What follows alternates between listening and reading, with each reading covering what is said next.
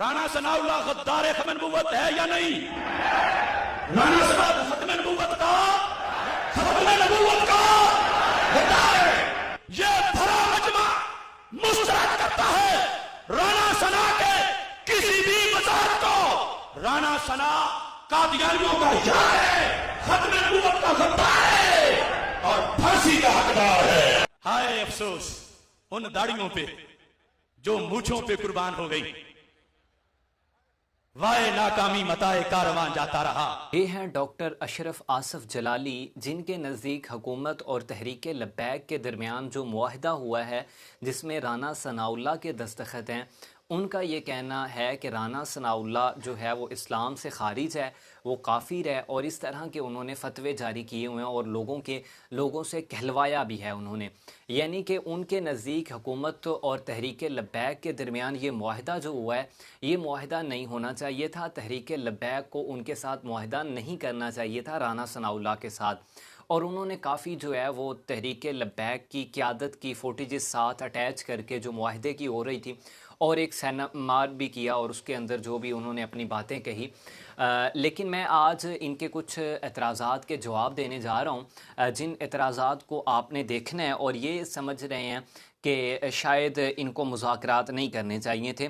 तहरीक लब्बैक इस्लाम जो कि अशरफ आसफ जलाली की जमात है, उन्होंने 3 नवंबर 2018 को एक मुआहदा किया हुकूमत के साथ। तो उस वक़्त के वज़ीर कानून और उस वक़्त के वज़ीर मजहबी अमूर के भी दस्तखत हैं और अशरफ आसफ जलाली साहब के भी दस्तखत हैं। तो अब अशरफ आसफ जलाली साहब ये बताएं कि उनका ये मुआहदा जायज़ था। और उसके बाद एक और मुआहदा आप देख लें जिसके अंदर जो है ना वो साद रफ़ीक साहब के, तलाल चौधरी साहब के और DC इस्लामाबाद के दस्तखत हैं और अशरफ आसफ जलाली साहब के भी दस्तखत हैं। और ये मुआहदा बिल्कुल कुरान और हदीस के मुताबिक था। नून लीग की क़यादत के साथ ये मुज़ाकरात हुए और ये भी मुआहदा बिल्कुल जायज़ था।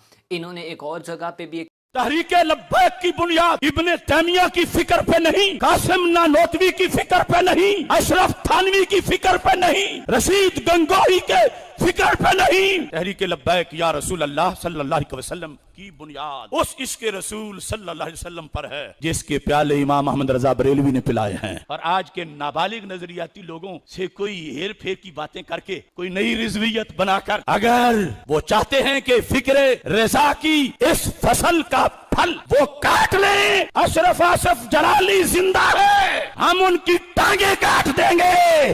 फिक्रे रजा की फसल का फल किसी को काटने नहीं दे।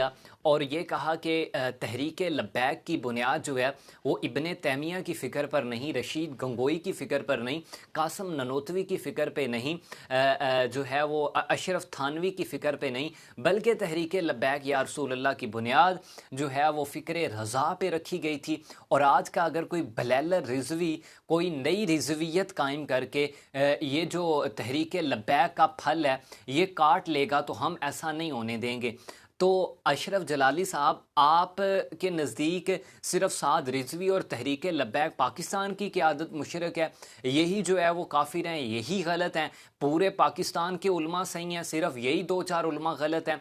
आप अपने जो है वो हसद के अंदर ही, मैं कहूँगा, मैं ये जुमला बोल रहा हूँ, शायद हो सकता है कुछ लोगों को बुरा लगे, लेकिन आप इनकी 99% जाके स्पीचेस को उठा के देखें, हमेशा इन्होंने तहरीक लब्बैक के ऊपर तनकीद की है।